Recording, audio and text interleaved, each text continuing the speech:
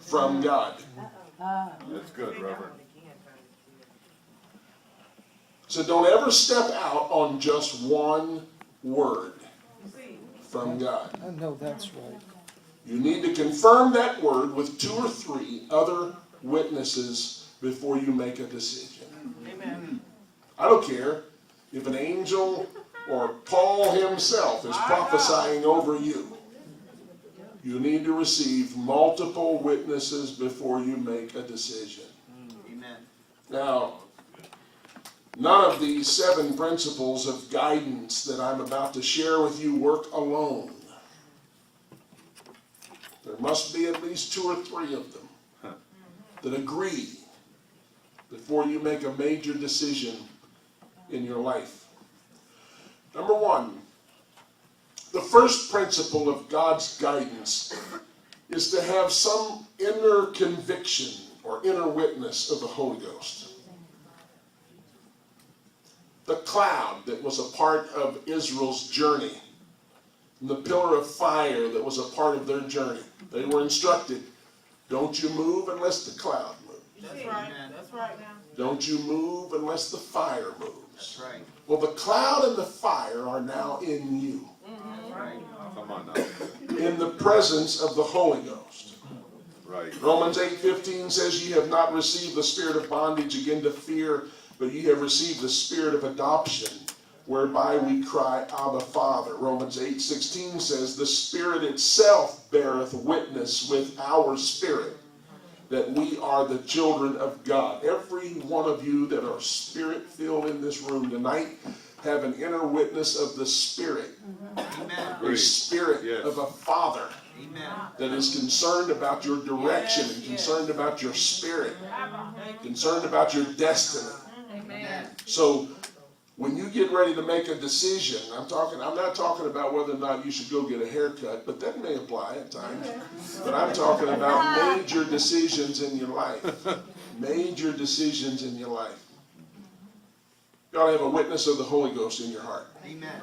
Secondly, the second principle of guidance is scriptural confirmation. God guides us through His Word, as well as a witness of the Holy Spirit.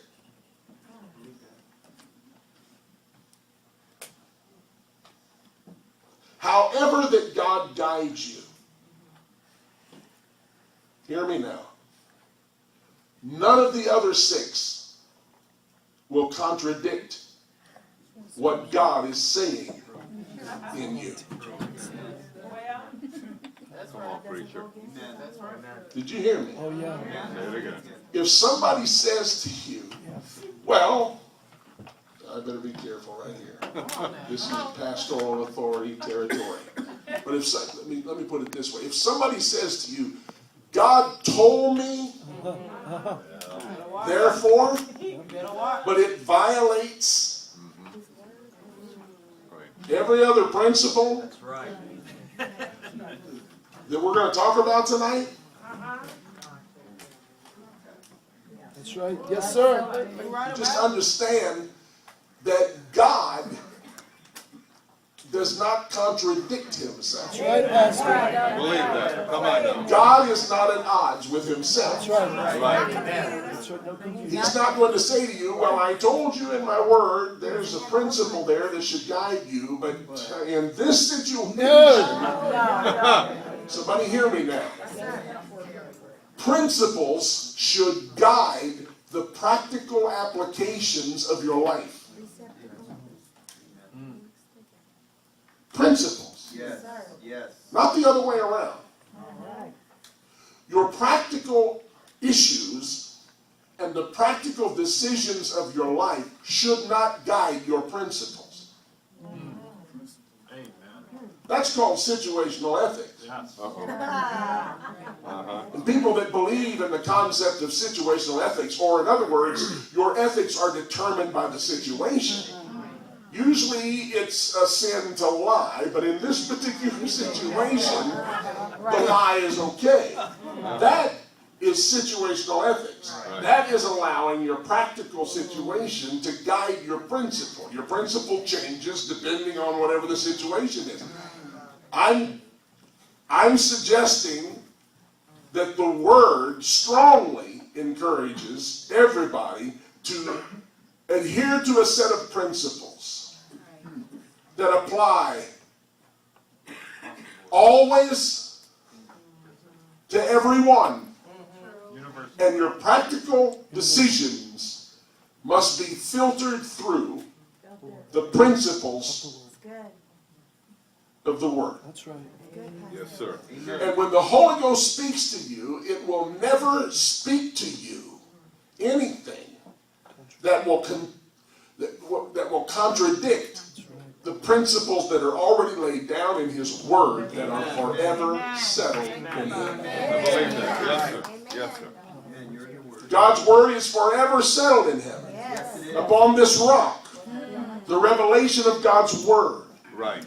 He'll build His church on this. Heaven and earth shall pass away, but His Word will never pass away.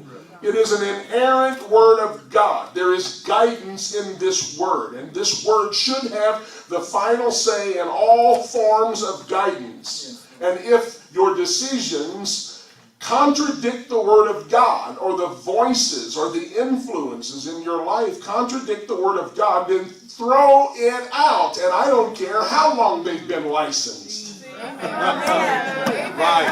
That's good. Amen. And it doesn't matter how much they're talking in tongues.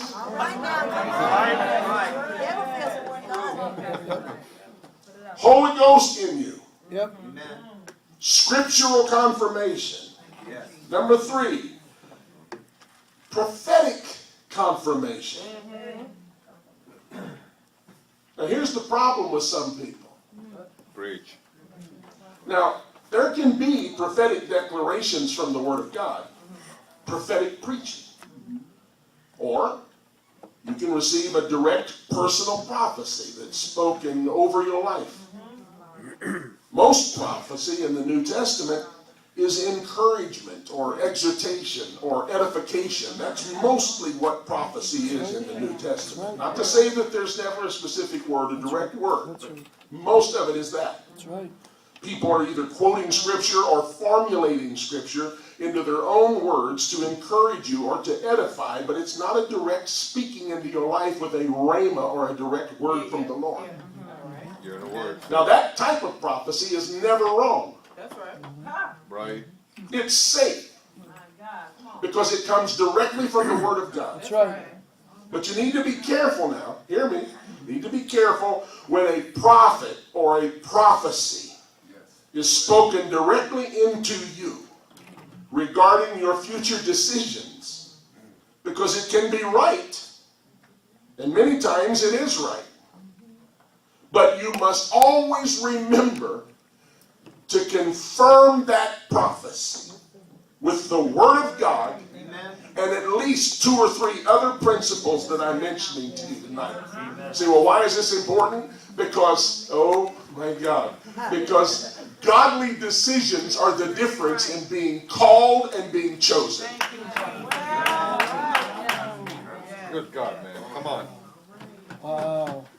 Wow. The Bible says many are called, but few are chosen. Because of those decisions. So what's the difference in the calling and the choosing? Decisions. Man.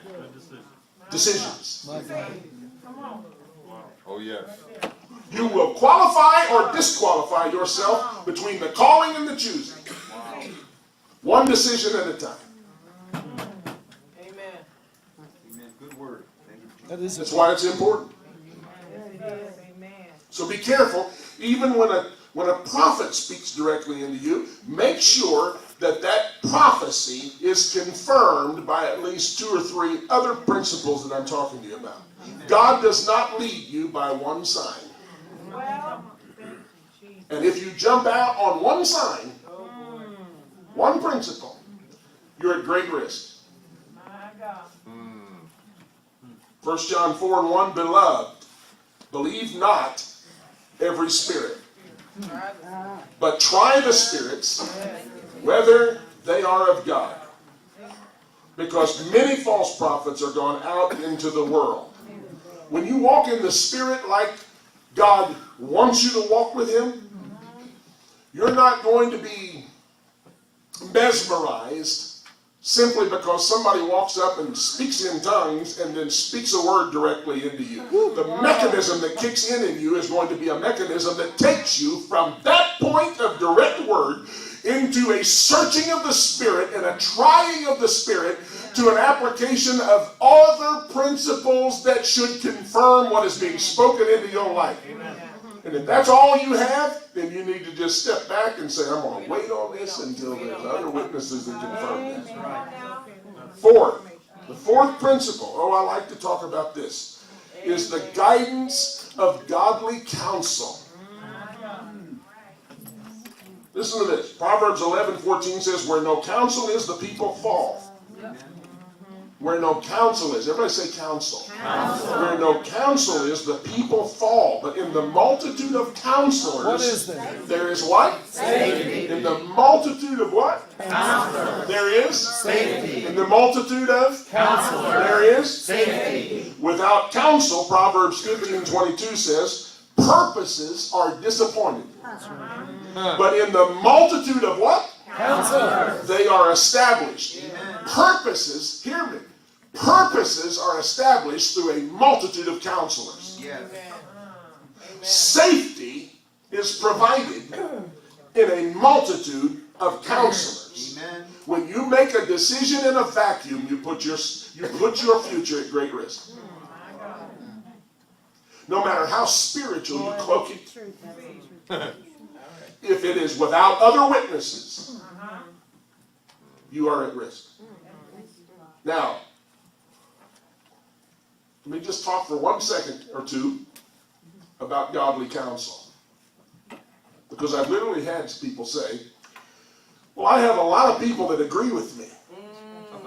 Really?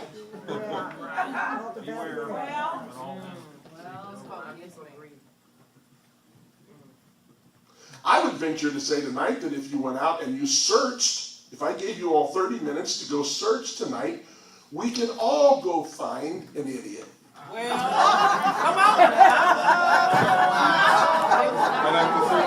I'm talking about individual, different, respective idiots. I think we could go out and find in 30 minutes 80 idiots. It wouldn't take 30 minutes. And so, True story. just because you have 2 or 3 people that agree with you does not mean that you are in compliance with this particular principle. The word counselor there is a legal term.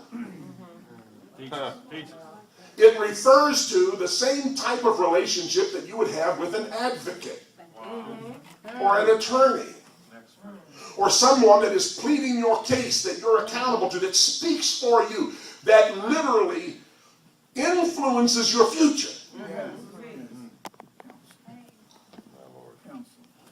In a multitude of counselors, there's safety. I'm going to say something right here, and I pray that I'm not out of line. But I'm talking to pastors. Yes, sir. I'm talking to leaders. People that are beyond Gerber experience. And you are chewing on the meat of the word. Come on, Reverend. You are influencing other people. You are leading. If leadership is influence, you all are leaders today.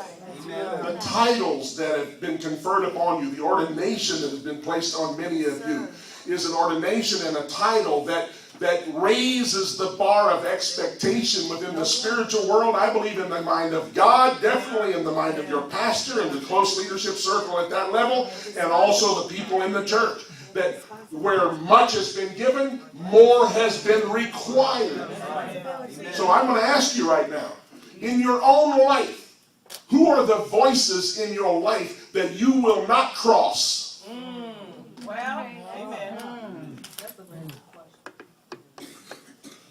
Who are the counselors in your life that you are accountable to? Where is your safety with regard to this principle?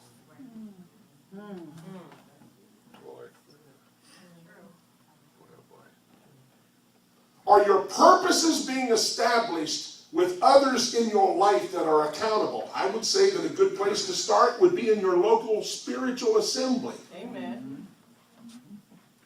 Right here with this man, All right. the team that he has put together. The team is wonderful.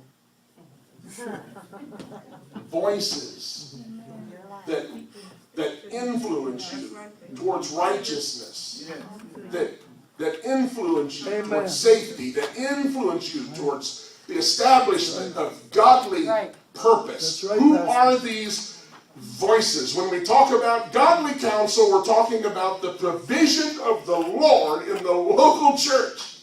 Amen. My God. The fifth principle of guidance is simply, I'll just say it in one word, circumstances.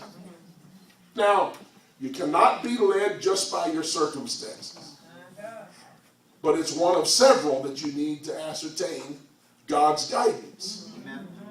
God uses a couple of things to reveal his will. One of them is time and the other is circumstance. Amen. You'll find out what his will is in time and the way things work out. Amen. Well, you're right about it. Say, well, that's pretty practical. Well, there is a practical side to this. The truth of the matter is that if the smoke alarm goes off and you smell smoke, All right. when you wake up, it could mean that you ought to exit the house. Save your life. I'm not sure that that's the time to lay there in bed and second guess. Right.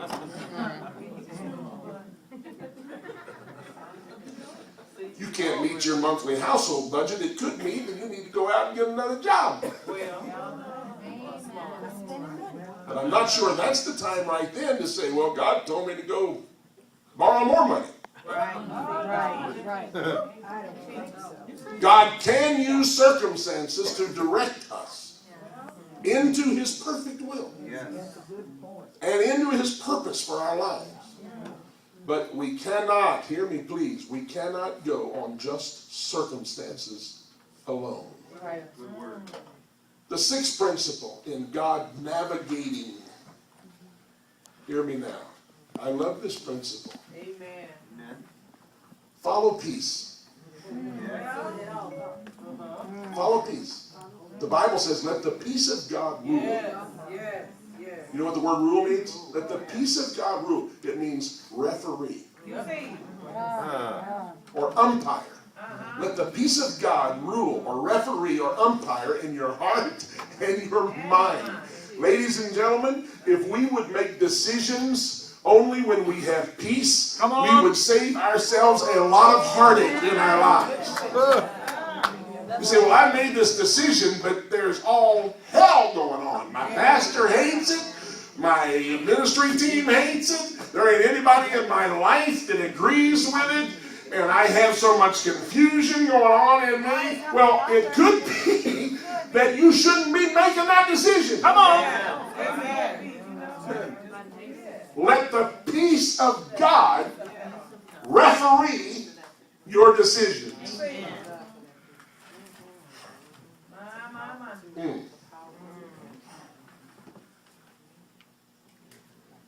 The peace of God is a lot like a radar system. Yes, it is. They say that birds have it.